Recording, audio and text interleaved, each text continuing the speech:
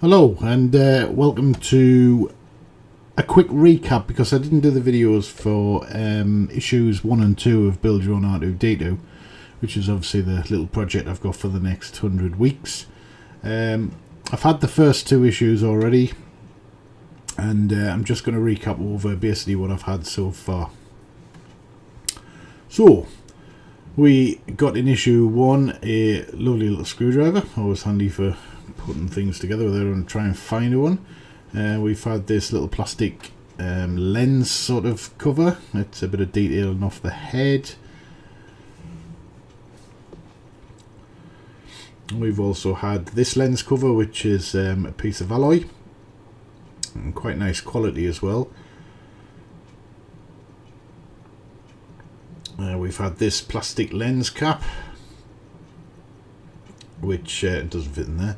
It goes over the LED assembly that we've already put together, which you'll see now. This is the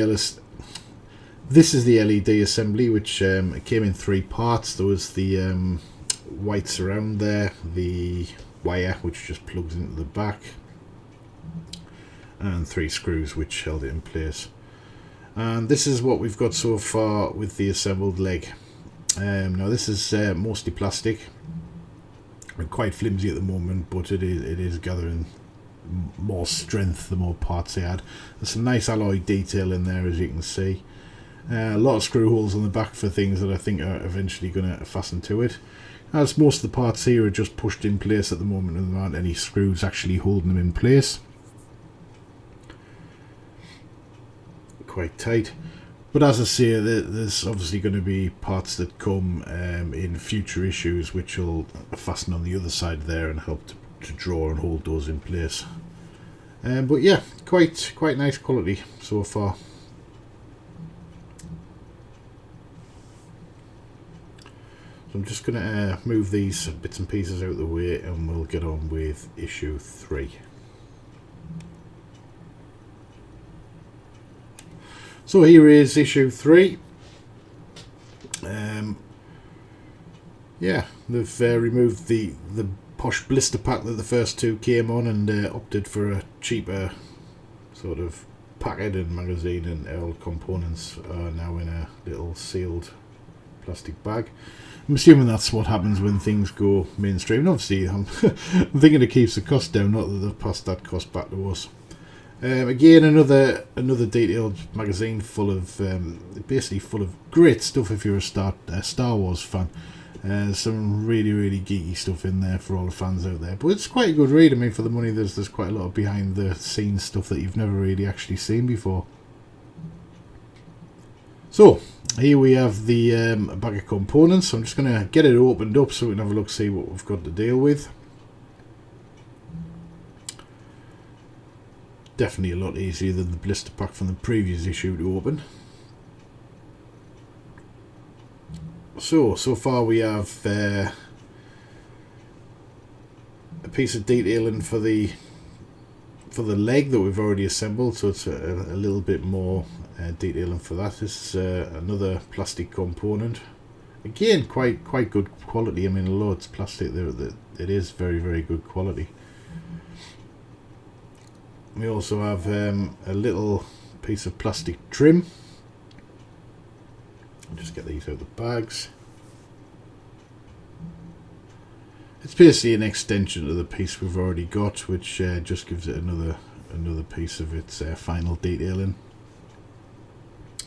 And inside this little packet, we have a smoked glass lens cover, which has got some protective covering over it. Like I say, it's a piece of smoked glass. And we also have a little circuit board with 2 plugs and 2 buttons on. Now I do know from the videos I've already seen that of the pre-build of this, that this isn't actually a final component of the R2-D2 itself. It's literally a test board to allow us to connect a battery to that light array I've just had in my hand, and it's just for test purposes really, but it's not actually going to be part of the final build. It's just something to make sure everything's working up to now. So not a great deal to show you in this issue. Basically, let's say we've got the leg from the previous 2 issues, and we're gonna, again, it's another loose fit. This extra blue piece of detailing is going to fit over the alloy there, and the little lugs that it has on the bottom will fit into the holes onto the leg.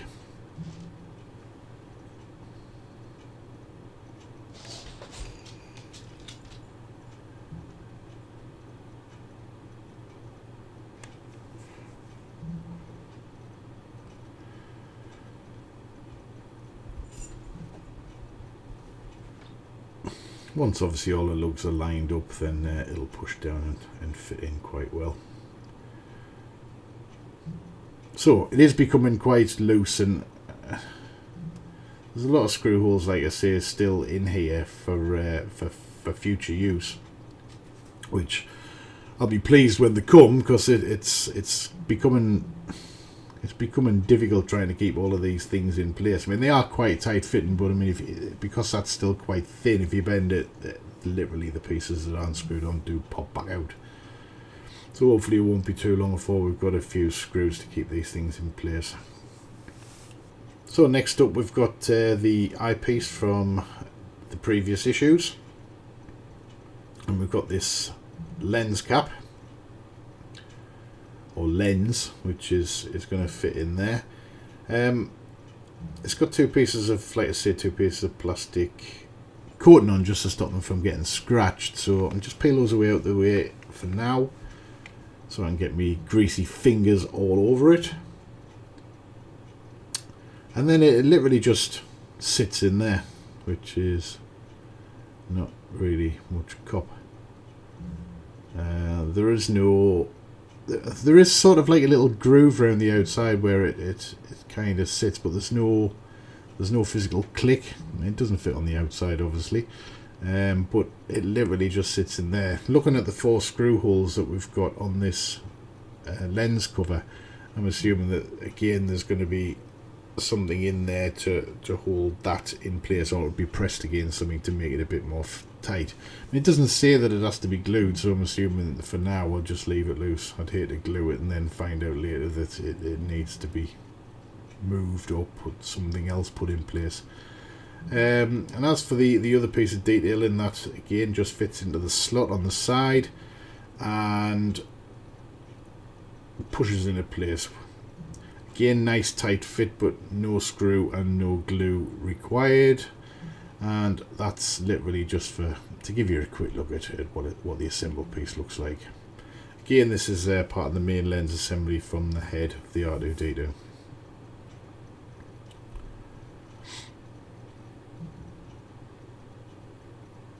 Now, like I say, this LED assembly we've already put together. It's got a little plug on the end. Both the plugs on each end of that wire are different size, so you can only get the right end into the light assembly.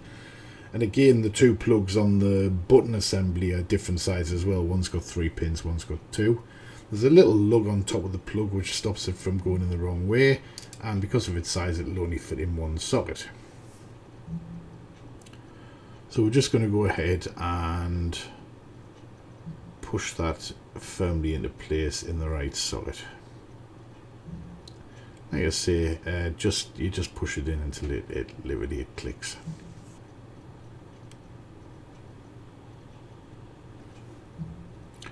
So just a quick recap, we've got the push button board connected to the LED assembly now, just waiting a battery pack. We have fitted the extra piece, an extra detailing piece onto the front lens assembly, and we have the lens, although loose, but we have that. And we've fitted an extra piece of detail into the main right leg. Again, that's looking like it's quite a decent component now, and it's quite nice. There's lots of authenticity in it. It's really detailed. I'm quite happy with how it's coming on. The alloy in that piece is actually starting to make it quite heavy now as well, which is also good. Like I say, that's pretty much issue 3 wrapped up. I'll be back next time with issue 4, which also landed with this issue, so I've got that one ready to look at. Like I say, and if you're enjoying the build, just please like the page, have a look on there. There's a few other bits and pieces on there, some good reviews on foods and stuff. Like I say, please subscribe, like if you like, and I shall see you very soon. Thanks for now.